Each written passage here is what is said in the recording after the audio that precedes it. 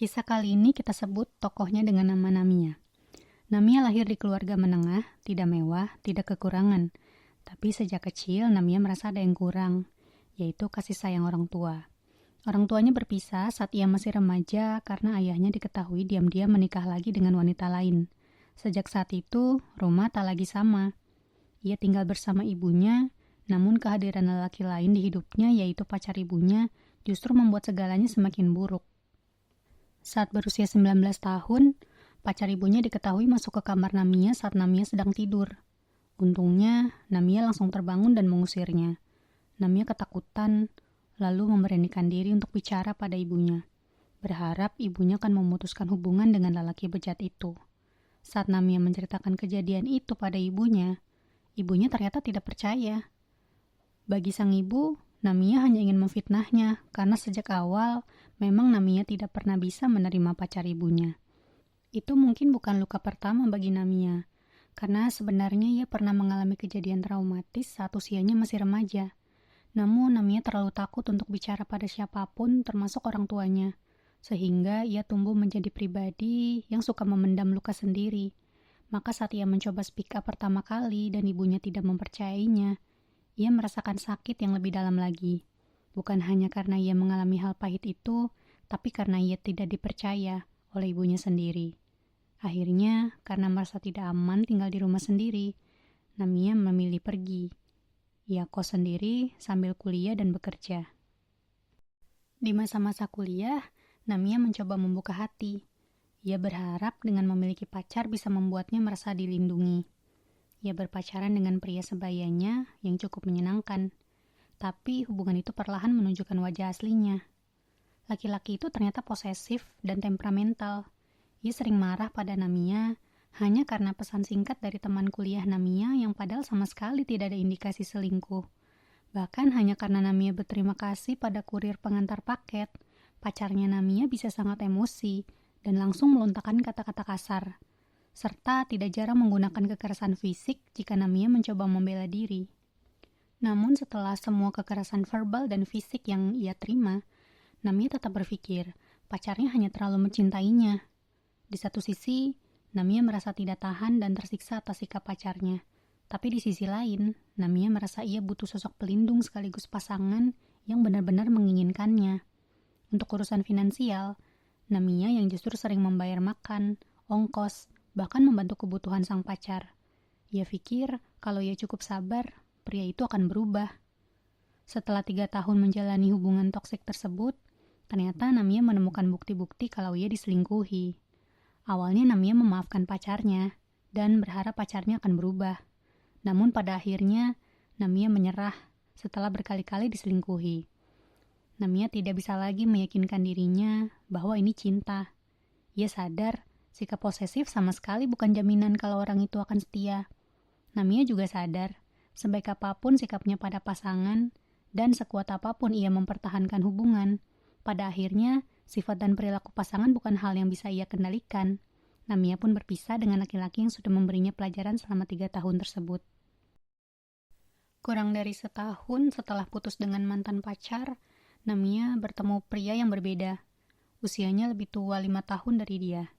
Sifatnya sangat berbeda dengan mantan pacar Namia. Pria ini lembut, sabar, dan mendukung penuh perjalanan hidup Namia terutama dalam karir. Pria itu memberi Namia uang bulanan, bahkan membiayai berbagai kursus agar Namia bisa punya skill-skill tambahan. Ia merasa dicintai tanpa perlu dicemburui berlebihan dan diperlakukan kasar seperti dulu. Pria itu membuat Namia merasa pantas untuk dicintai. Namia yang merasa kehilangan sosok ayah dalam hidupnya benar-benar bersyukur karena akhirnya bisa bertemu dengan pria yang membuatnya merasa aman. Bahkan Namia sudah membayangkan untuk bisa menikah dengan pacarnya itu beberapa tahun ke depan. Setelah hubungan mereka berjalan hampir 2 tahun, Namia merasa pacarnya yang nyaris mendekati sempurna itu tidak kunjung mengenalkannya pada keluarganya. Namia sempat berpikir pacarnya masih belum siap karena kondisi keluarga Namia yang berantakan. Sampai suatu hari, akhirnya Namia mendengar sebuah pengakuan yang membuatnya terpukul. Pria itu ternyata sudah menikah. Padahal selama ini hubungan mereka terasa normal, bertemu 3-4 kali dalam seminggu. Walau hanya beberapa jam pertemuan, Tapi Namia merasa itu wajar, karena pria itu memang sibuk dalam bekerja. Selain itu, tidak pernah sekalipun Namia merasa ada hal yang mencurigakan. Bahkan ketika video call pun, mereka terasa leluasa.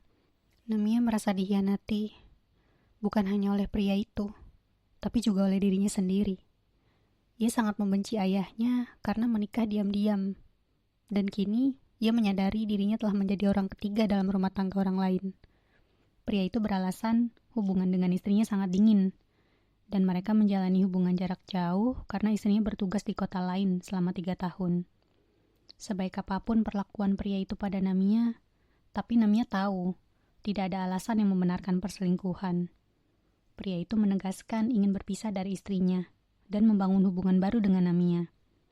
Tentu saja Namia menolak. Ia pun pergi. Sekali lagi, dengan luka yang baru. Walau hubungannya terasa nyata, tapi jika dibangun dengan kebohongan, pada akhirnya hanya akan membawa luka yang lebih dalam. Agar pria itu tidak bisa menemui Namia lagi, akhirnya Namia mengganti nomor handphonenya, menghapus semua sosmednya, dan pindah ke kota lain, sendirian. Tak ada yang mengenalnya, tak ada yang tahu masa lalunya.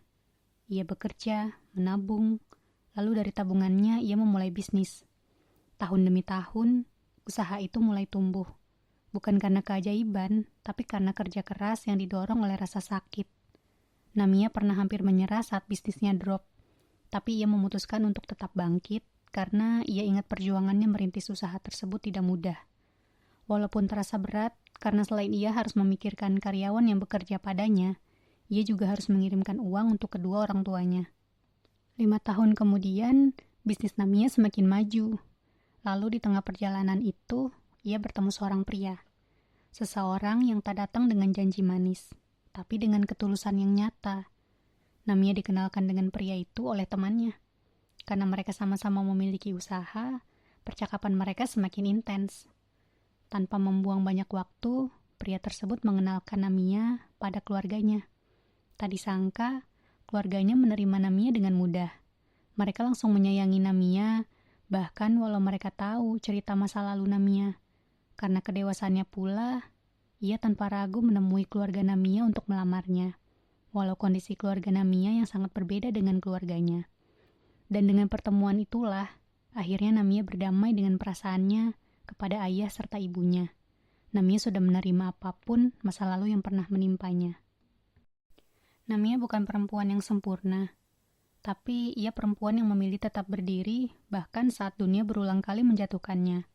Dari ayahnya yang meninggalkannya, dari ibunya yang tak mempercayainya, dari lelaki yang menyakitinya, bahkan dari cinta yang datang dengan dusta. Namia belajar bahwa luka tidak akan menentukan nilai diri kita. Tapi bagaimana kita memilih untuk tetap berdiri setelah luka itu? Itulah yang membentuk siapa kita. Namia mengajarkan kita, walau berkali-kali dikecewakan dan dijahati, kita bisa memilih untuk tetap menjadi orang yang baik. Dan untuk kamu yang sedang berjuang melalui hari-harimu, kamu harus ingat kalau masih banyak alasan untuk bertahan setiap harinya. Karena seperti Namia, kamu juga bisa tumbuh dari luka. Suatu hari nanti, kamu akan berkata, "Aku bangga bisa tetap berdiri tegar, bukan karena tidak pernah terluka, tapi karena aku menerima luka ini untuk bangkit lagi." Terima kasih telah mendengarkan ceritanya sampai habis. Jika kamu punya cerita yang mau di-share, silakan kirimkan ceritamu ke email berikut. Jika terpilih, ceritamu akan kami bacakan di konten video lainnya di channel ini. Jangan lupa subscribe untuk terus mendapatkan cerita-cerita selanjutnya. Dan like jika kamu suka konten ini.